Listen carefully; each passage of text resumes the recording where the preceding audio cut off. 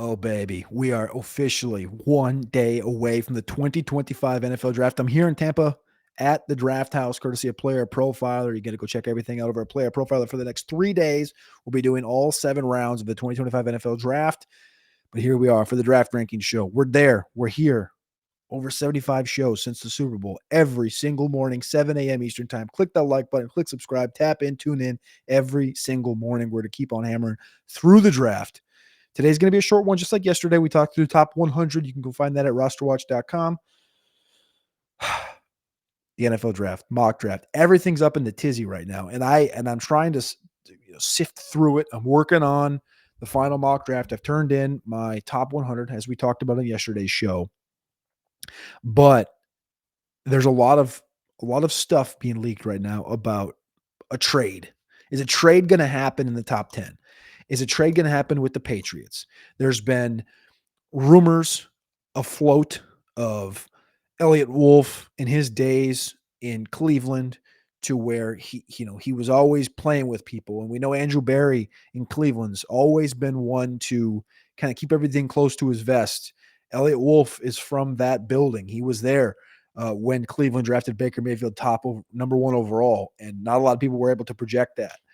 And there's question marks around whether the New England Patriots have just been playing everybody about the whole Will Campbell situation, about the tackle position, about the idea that they would stay at 4 if Carter and Hunter are not there. It feels like a mortal lock right now that Cam is 1 to the Titans, Travis is 2 to the Browns, and 3 is Abdul Carter to the Giants. But again, I am completely out on the Shedeur thing. My final mock will not have Shedeur in the top 10. He's not touching the Saints. I'm debating even putting him in round 1 right now, because I think it'll end up being a game of chicken. And I can't remember if it was McShay that said this, but I feel for it, because I've gone through multiple simulations over the course of the last 48 hours through round 1. And it feels like it's right now, because I don't think it's Giants at the top or Browns at the top, obviously for Shedeur. It's Steelers or round 2. And we went through this before with Will Levis, and I think they're completely different prospects, obviously. And I think Shedeur is going to be a great quarterback. But if the one spot is Pittsburgh, and Pittsburgh gets on the clock and there's players available that they need, right? There's an edge rusher that they want, because TJ Watt is on the back 9, or he's in the last 3 or 4 holes of his career. And they have Highsmith, and they love Highsmith, and they love Herbig.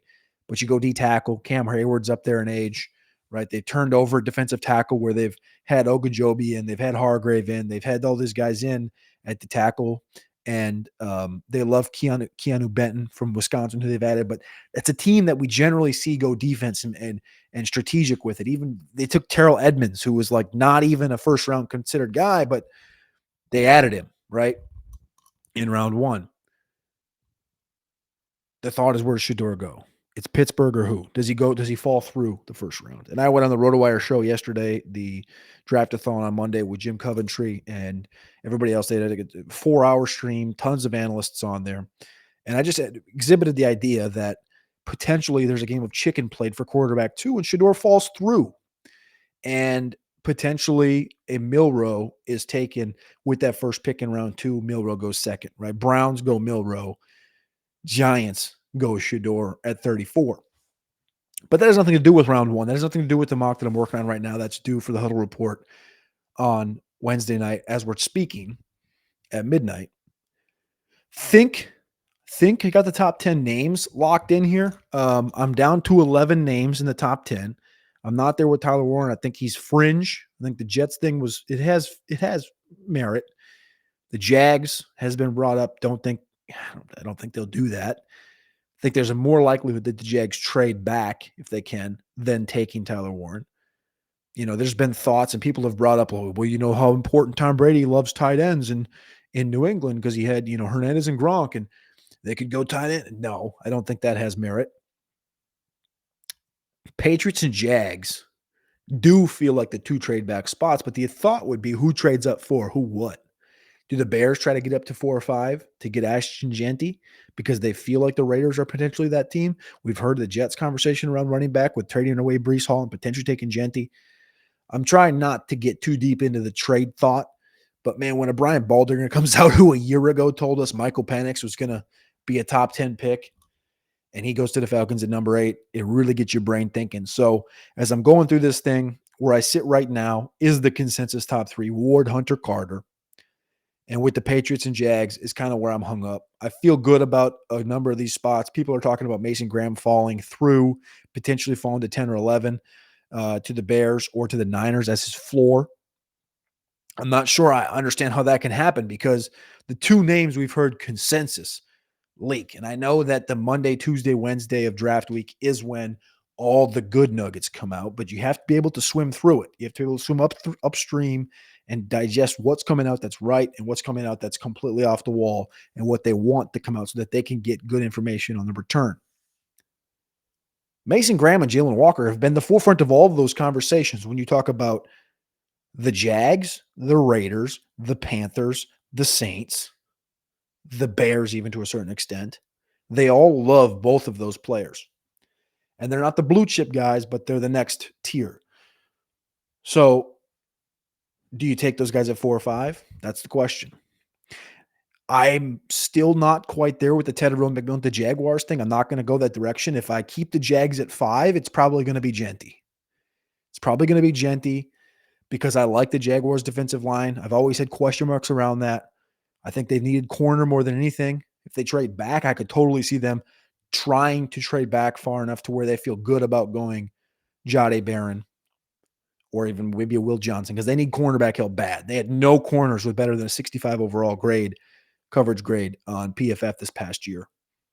So I could totally get it if Jags move back and Gladstone gets picks and he sees this as not as, a year where they're just going to draft well and be a playoff team. And they're going to try and be a playoff team, obviously, but you want to surround Trevor with weapons. So if they don't go Genty, I don't see it being Tedderone McMillan, even though a lot of people do. It's too straightforward to go Tedderone McMillan there and put him opposite of Brian Thomas and be like, well, we got two guys that are 6'4", and that's how Trevor Lawrence succeeded in college. Like, that's just not when there's tackle and not when there's edge and not when there's D tackle and not when there's corner that are needs. I don't think receivers a need, not in a class that's full of 2s. And then we know a lot of people view Tedderone not as the number 1. You can come back in round 2 or round 3 and get yourself a 2, right? Like a Higgins or a Besh or Torrey Horton. Keep naming the guys that are 2s, Alec Amaner, that can play out in that role. Remember, they have Gabe Davis on the roster. I'm leaning Ashton Genty for the Jags. I'm not buying the Tedderone McMillan noise. But those are the most interesting things right now. A couple of landing spots. Like I've moved past the Tyler Warren top 10 thing. Walter Nolan's trying to creep his way up there. I'm not sure about that. But right now, a lot of mud. We're mucking through it. And the official draft will be up on Thursday morning's show in the draft ranking. So appreciate you guys for tapping in, locking in. Not a lot here today, but we're working through it. We're sifting through it. We're getting down to the nitty gritty, getting down to the final line. Appreciate you guys. Click that like button. Click subscribe to the draft ranking show.